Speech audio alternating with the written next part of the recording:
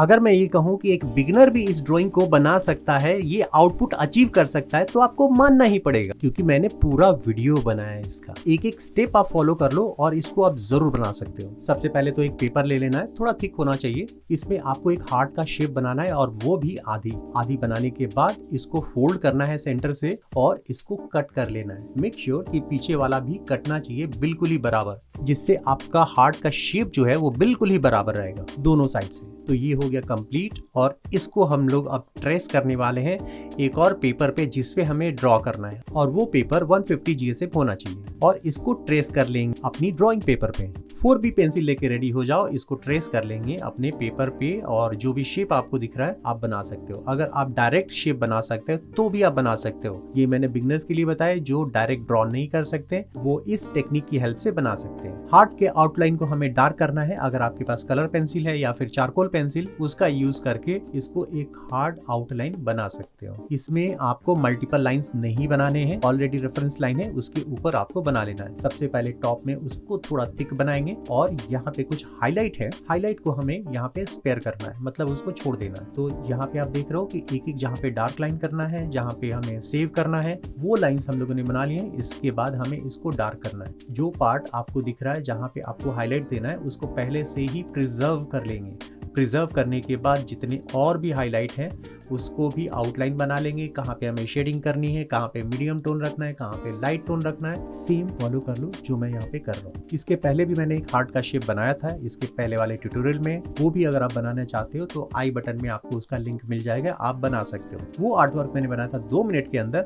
और ये art work बनाने वाला हूँ 20 मिनट्स के अंदर, यानी कि क्वालिटी का फर्क बहुत ज्यादा होने वाला है। तो यहाँ पे जैसे जैसे आप देख रहे हो एक आउटलाइन बन तो रहा है, जब तक शेडिंग नहीं होती है तब तक पता नहीं चलता कि आखिर क्या हो रहा है। तो यहाँ पे अभी क्या करना है, हमें शेड करना है। जो भी पार्ट हम लोगों ने प्रिजर्व किया है, अंदर वाले पार्ट को शेड नहीं करना है, बाहर वाले पार्ट को शेड करना है। अभी तक हम लोगों ने 4B पेंसिल ही यूज किया, तो शेड ऐसा करना कि उसमें मल्टीपल लाइंस ना बने, कहीं डार्क कहीं लाइट ना दिखे, और कोशिश करना कि पेंसिल का जो भी प्रेशर है सेम रहे। और जितने भी हाईलाइट हम लोगों ने बनाया है तो फिलहाल के लिए अभी आपको प्रिजर्व करके रखना है, आउटलाइन बना लेना है और उसको सेव ही रखना। उसके ऊपर आपको कोई भी शेड नहीं करना है। जहाँ पे आपको लाइट टोन चाहिए वहाँ पे सॉफ्ट हैंड पकड़ना है पेंसिल को और उसको रन करना है। और ये भी रिफ्लेक्शन इसलिए कि हम लोग जो मटेरियल बना रहे हैं वो है मेटल का, तो मेटल की होने की वजह से वो आसपास के जितने भी इन्वायरमेंट होते हैं उसको कैच करता है अकॉर्डिंग टू लाइट। लाइट जैसी उसको हिट करती है तो आसपास के जितनी भी चीजें होती है उसको रिफ्लेक्ट करता है, जिसको हम लोग कहते हैं रिफ्लेक्शन। तो ये जितनी भी चीजें ऊपर की बन रही है वो आसपास के इन्वायरमेंट को कैच कर रहा है और हमें रिफ्लेक्शन के थ्रू दिख रहा है। और जितने भी हम लोगों ने ड्रॉ किया था ना, लाइट टोन और मीडियम टोन और डार्क टोन, तीनों को हम लोग ब्लेंड करेंगे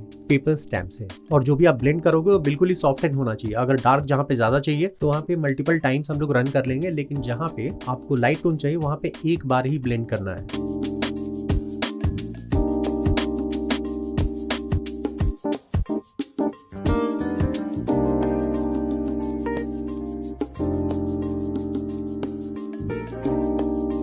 और जितने भी किनारे के साइड में है उसको भी हमें ब्लेंड करना है, लेकिन बिल्कुल ही सॉफ्ट हैंड करना है और उसको ऊपर की तरफ नहीं लेके जाना है। और नीचे का जो हम लोग शेड कर रहे हैं वो एक तरीके का रिफ्लेक्शन है, फ्लोर का रिफ्लेक्शन, जो कि आपको व्हाइट दिख रहा है। तो इसके लिए उसमें बहुत ज्यादा वेरिएशन की जरूरत नहीं है, किनारे से ऊपर की तरफ जाएगा बिल्कुल ही ग्रेजुअली। मतलब डिफरेंस आपको रखना है, ऊपर का जो पार्ट है वो ज्यादा रिफ्लेक्टिव है। रिफ्लेक्टिव मींस कि आसपास की चीजों को ज्यादा कैच किया उसने, लाइट टोन दे रहे हैं। तो अभी तक हम लोगों ने 4B पेंसिल का ही यूज किया है, और जहां पे आपको डार्क टोन और ज्यादा देना है वहां पे हमें यूज करना है 6B पेंसिल का। तो जो भी आप टॉप में देख रहे हो अभी हम लोग जो मिक्स कर रहे हैं, जहाँ पे शेड कर रहे हैं, वो हम लोग 6B पेंसिल का यूज कर रहे हैं। और इसमें जो भी डिटेल्स होंगे, डिटेल्स आप फॉलो कर लो, और जैसे जैसे हम लोग ड्रॉ करते जाएंगे उसको हमें ब्लेंड भी करना है। कहीं पे भी पेंसिल के मार्क्स नहीं दिखने चाहिए। पेपर सॉफ्ट है, इसके लिए अगर हम चाहें तो इसको जितना अच्छे से सॉफ्ट करेंगे और ज्यादा प्लेन और सॉफ्ट होगा, जिससे आपकी जो ड्रॉइंग है और ज्यादा रियलिस्टिक दिखेगी। इसके लिए जो भी आप पेंसिल यूज कर रहे हो, जो भी आप पेपर स्टैम्प यूज कर रहे हो, प्रेशर जो होगा ना वो सेम होगा।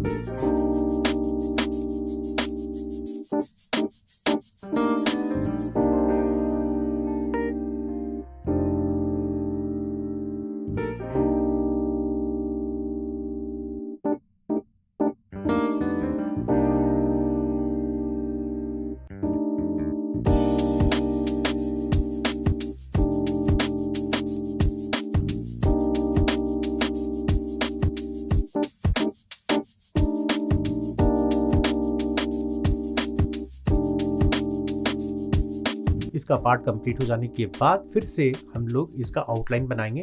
डार्क आउटलाइन होना चाहिए और उसके किनारे जितने भी अगर ब्लेंड हुए हैं उसको हमें इरेज कर लेना है। रिफ्लेक्शन के जो लाइंस है वो बिल्कुल ही शार्प होने चाहिए। इसके लिए आप चारकोल पेंसिल या फिर कलर पेंसिल का यूज कर सकते हो। अगर आपके पास 6B या फिर 8B पेंसिल है उसको भी आप यूज कर सकते हो आउटलाइन के लिए।